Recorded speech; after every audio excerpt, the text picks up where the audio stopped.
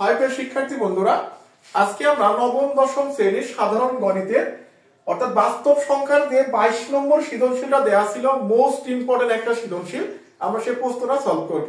অর্থাৎ যদি এই অধ্যায় থেকে আমরা শুধু একটি সৃজনশীল ভালো করে বুঝতে পারি, তাহলে ধরে নেওয়া যায় এই অধ্যায় থেকে যে প্রশ্ন আসবে আমরা প্রত্যেকটা প্রশ্ন সলভ করতে পারবো।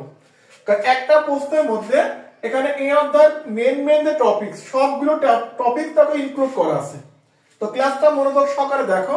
আশা করি তুমি শুধু এই ধরনের প্রশ্ন না, এই অধ্যায়ের যে প্রশ্ন দিক আমরা প্রত্যেকটা প্রশ্ন ইনশাআল্লাহ সলভ করতে পারবো। তো চলো আগে আমরা প্রশ্নটা পড়ে নিই। আমাদের এখানে 22 নম্বরে বলছে √5 এবং 4 দুটা বাস্তব সংখ্যা দেওয়া আছে, আর ক নম্বরে বলছে এর মধ্যে কোনটা মূলদ আর কোনটা অমূলদ সংখ্যা, এটা তোমার নির্ণয় করতে হবে। কোনটা মূলদ এবং কোনটা এর মধ্যে কোনটা অমূলদ, এটা আমাদের নির্ণয় করতে হবে। এর আগে বুঝতে হবে আসলে মূলদ সংখ্যা কি আর অমূলদ সংখ্যা কি। আমরা বেসিক ক্লাসে সংজ্ঞা দেখেছি, মূলদ মানে হচ্ছে যে সংখ্যাকে p/q আকারে অর্থাৎ ভগ্নাংশ আকারে প্রকাশ করা যায় তাকে আমরা মূলদ বলি, আর যে সংখ্যাকে p/q আকারে প্রকাশ করা যায় না তাকে আমরা অমূলদ সংখ্যা বলি। এই দেখো এখানে যদি 4 কে, এই 4 সংখ্যাকে আমরা ডেফিনেটলি p/q আকারে প্রকাশ করতে পারবো। তো এই জন্য 4 হচ্ছে আমাদের মূলদ। আর √5 অর্থাৎ রুট রিলেটেড যে মানগুলো থাকবে আমাদের √3, √5, √7, এখানে √11, √13, এইভাবে যতগুলো মান থাকবে রুট রিলেটেড, এই প্রত্যেকটা সংখ্যাকে বলবো আমরা অমূলদ সংখ্যা। আমরা কি বলবো বলো? অমূলদ সংখ্যা। বাকিগুলো হবে আমাদের সবই মূলদ সংখ্যা। যদি তুমি এখানে একটু ভালো করে খেয়াল করো, তোমার কিন্তু গ নম্বরে বলে দিয়েছে প্রমাণ করো √5 একটি কি সংখ্যা? অমূলদ সংখ্যা। তাই আমরা এখান থেকে বুঝতে পারতেছি ডেফিনেটলি এই √5 একটা অমূলদ হবে, আর √5 অমূলদ হলে 4 তো অবশ্যই মূলদ সংখ্যা হবে। এটা কমন সেন্স। অর্থাৎ প্রশ্নের মধ্যে উত্তর দেওয়া আছে। কত সহজ না প্রশ্নটা? আসলে এই একটু আমরা খাতায় সাজায় গোছায় লিখতে পারি। আমাদের এটা প্রশ্নের মধ্যে সলিউশন দেওয়া আছে। তাহলে আমরা ক নম্বর লিখে নেব যে আমাদের √5 একটি কি সংখ্যা বলো? অমূলদ। √5 হচ্ছে আমাদের অমূলদ সংখ্যা এবং 4 মূলদ সংখ্যা। 4 কি সংখ্যা বলো তো? 4 হচ্ছে আমাদের মূলদ সংখ্যা। এইটাই বলতেছে এর মধ্যে কোনটা মূলদ এবং অমূলদ নির্ণয় করতে হবে। তো আশা করি আমরা এখান থেকে ক নম্বর প্রশ্ন বুঝছি, কারণ ক নম্বরের সমাধান অলমোস্ট প্রশ্নের মধ্যে দেওয়া আছে। এইবার আমরা খ নম্বর প্রশ্নটি পড়ব।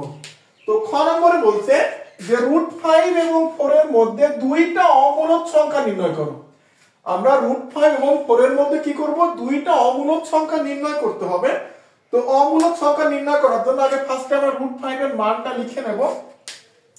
তো আমরা 2 নম্বর প্রশ্নের সমাধান অর্থাৎ খ নম্বরের সমাধানটা এখানে লিখে নিয়েছি যাতে আমাদের ভিডিও লেন্থটা একটু বড় না হয়ে যায়। তো ফার্স্ট অফ অল আমরা √5 এর মানটা ক্যালকুলেটর দিয়ে দশমিক সংখ্যা বের করে নিয়েছি। √5 ক্যালকুলেটরে প্রেস করো, উত্তর আসবে 2.2360667। আমাদের প্রশ্নে বলছিল √5 এবং 4 এর মধ্যে দুইটা অমূলদ সংখ্যা, অর্থাৎ এই রেঞ্জের মধ্যে দুইটা অমূলদ সংখ্যা। কিন্তু আমরা এর মধ্যে দুইটা কেন, এর মধ্যে আমরা শত শত অমূলদ সংখ্যা বের করতে পারবো। কিভাবে? দেখো এইটা ছিল হচ্ছে আমাদের √5 এর ভ্যালু, আর 4 এর ভ্যালু তো আমরা জানি 4। তো এখন √5 এবং 4 এর মধ্যে অসংখ্য অমূলদ সংখ্যা আছে, আমরা এর মধ্যে থেকে দুইটা লিখেছি।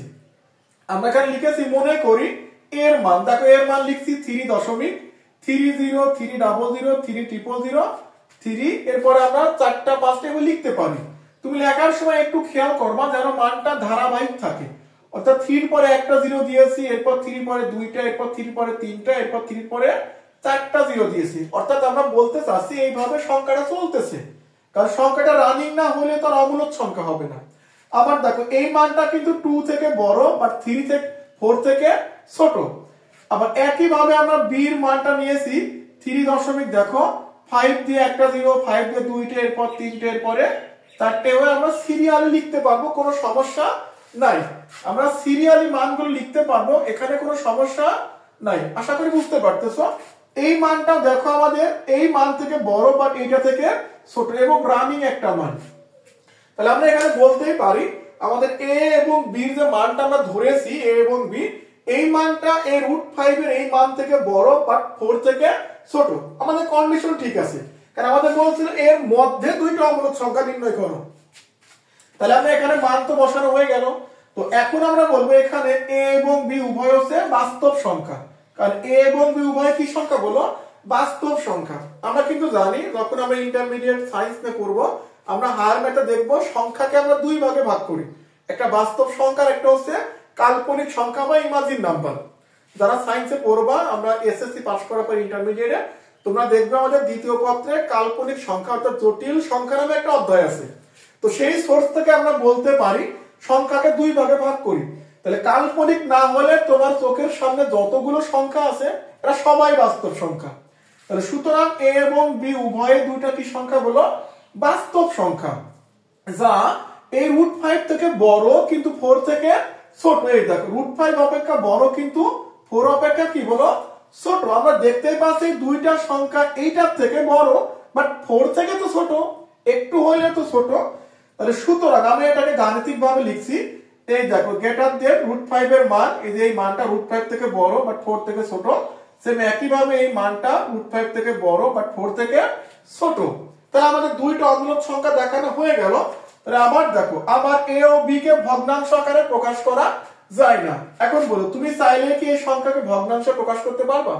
কখনোই না, কারণ আমরা দেখছি সংখ্যাটা রানিং, এখানে একটা জিরো, দুইটা জিরো, তিনটা জিরো, চারটা জিরো, এরপরে 5টা আসবে, 6টা আসবে, 7টা আসবে, এর তো শেষ নাই, তাই না?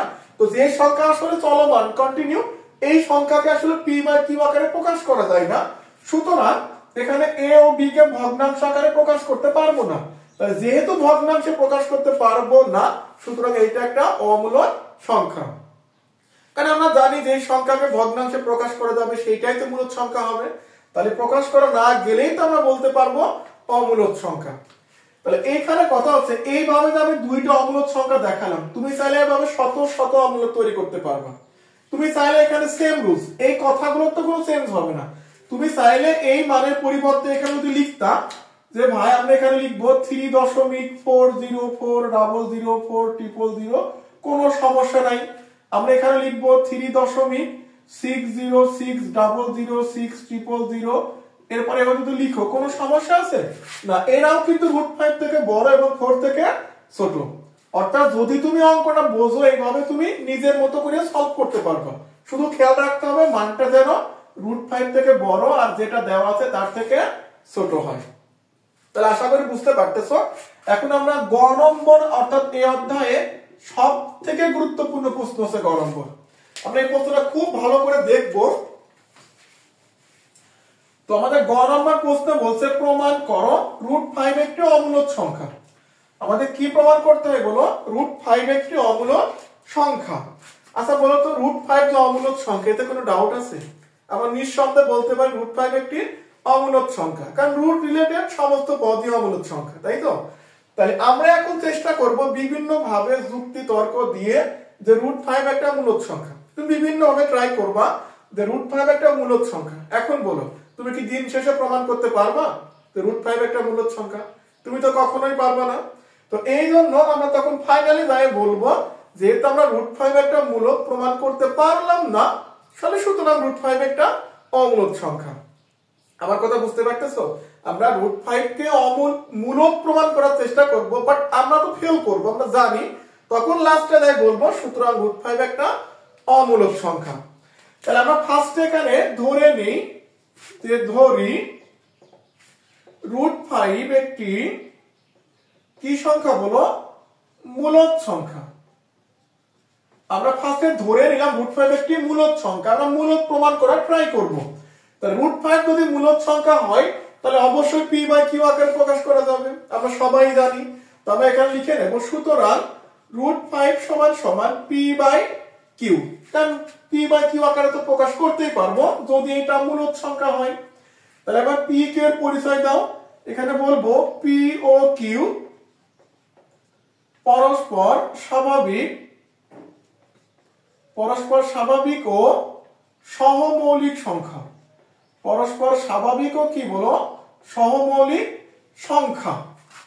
এরপরে দেখো যদি আমরা উভয়টাকে বর্গ করে দিই, অর্থাৎ যদি √5 এর স্কয়ার করে এখানে আসবে পি স্কয়ার, দেন আসবে কিউ স্কয়ার। এখানে রুট আর স্কয়ার ভ্যারি থাকবে 5 সমান সমান P square plus Q square. এরপরে যদি আমরা উভয় পাশে কিউ দ্বারা গুণ করি, আমরা যদি উভয় পাশে কিউ দ্বারা গুণ করো, দেখো আমরা কি করতেছি বলো, আমরা উভয় পাশে কিউ দ্বারা যদি গুণ করে দিই তাহলে আমাদের কাটাকাটি করলে কি থাকবে বলো তো? আমাদের এখান থেকে কাটাকাটি করলে থাকবে যে 5 কিউ, দেখো উভয় পাশে আমরা কিউ দ্বারা গুণ করে দিয়েছি, এখানে কিউ আর কিউ ভ্যানিশ, একটা কিউ নিচে থাকবে। তাহলে আমাদের এখানে থাকতেছে উপরে আছে পি স্কয়ার, একটু নিচে লিখি লাইনটা, এখানে 5 কিউ সমান উপরে আছে পি স্কয়ার আর নিচে কত আছে কিউ, পি স্কয়ার এবং কিউ। এইখানে একটা জিনিস খেয়াল করো, আমাদের এই 5 কিউটা কিন্তু একটা পূর্ণ সংখ্যা, 5 কিউটা কি সংখ্যা? একটা পূর্ণ সংখ্যা, but P square by Q কিন্তু একটা পূর্ণ সংখ্যা না। কেন জানি পূর্ণ সংখ্যা তো হচ্ছে শূন্য সহ ধনাত্মক এবং ঋণাত্মক সংখ্যা। আমরা এখানে বুঝতে পারতেছি আমাদের 5 কিউ একটা পূর্ণ সংখ্যা, but P square by Q একটা পূর্ণ সংখ্যা না। তাহলে আমরা এখানে লিখে নেব যে যেহেতু 5 কিউ একটি পূর্ণ সংখ্যা